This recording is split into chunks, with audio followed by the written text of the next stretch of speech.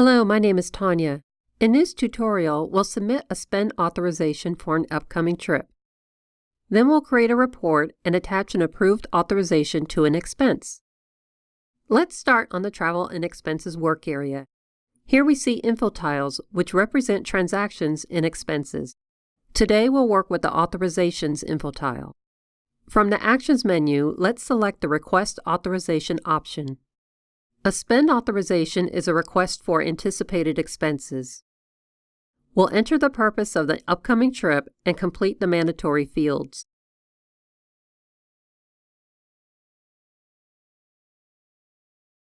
Now we can estimate our trip expenses.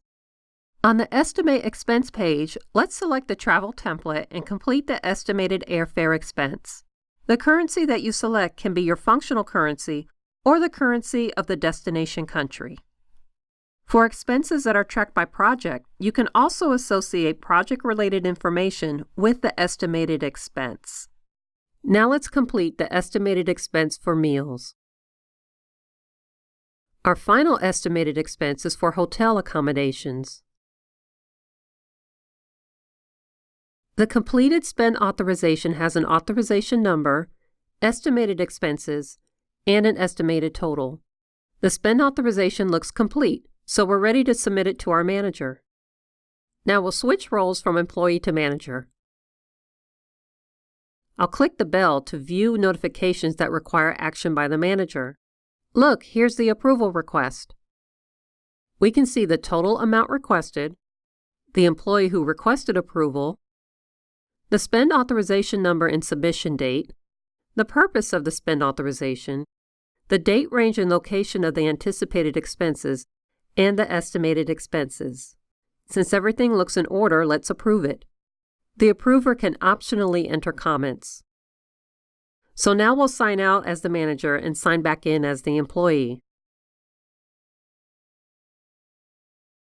We can see the approved authorization in the work area.